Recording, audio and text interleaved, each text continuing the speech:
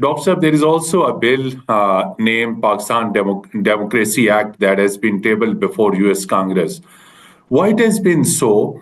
And if we look into Pakistan's official policy, Pakistan recently arrested one of the most wanted terrorists, Sharifullah, handed over to Americans and got American appreciation. Pakistan remained one of the forefront state in fight against terrorism in all 18, 19 years in Afghanistan.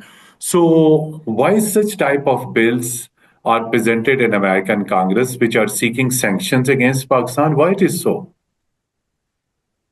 I think Pakistan and US have had difficult but close collaboration across the entire history of Pak-US relations.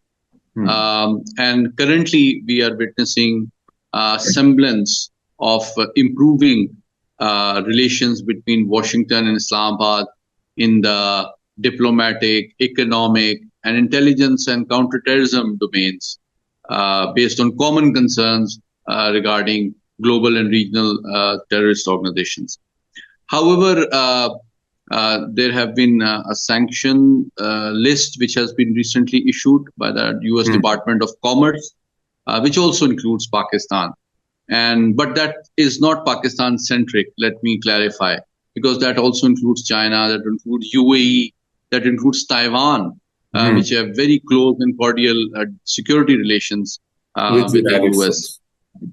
So that seems to be an attempt and part of the US global economic strategy, geoeconomic strategy to pressurize indirectly China, but also coerce and discourage other countries from engaging in major economic and defense cooperation with China.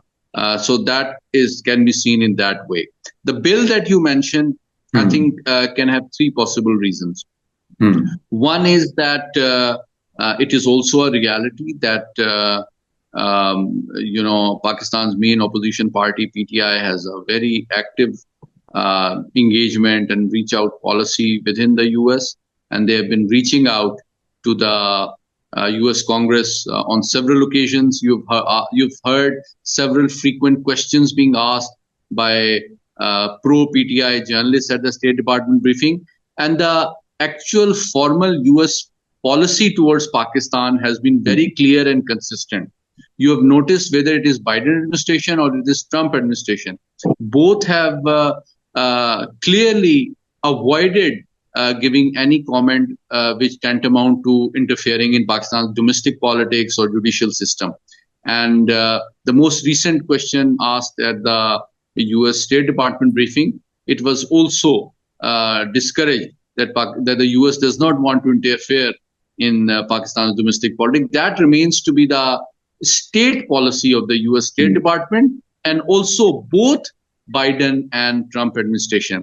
However, such efforts made by some individual congressmen represents and reflect their domestic political compulsions under the influence of their constituency politics, because that congressman could belong to a constituency where PTI is active and they are actively lobbying to use US good offices to pressurize Pakistan in order to gain relief for Imran Khan.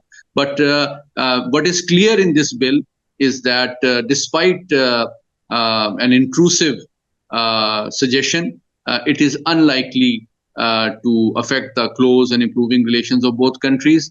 And I'm sure Pakistan's own political party and government must equally consider equally active lobbying and reach out activities to share their alternative perspective with the US congressmen individually and collectively, rather than just resorting to reactive approach and criticism and condemnation of such efforts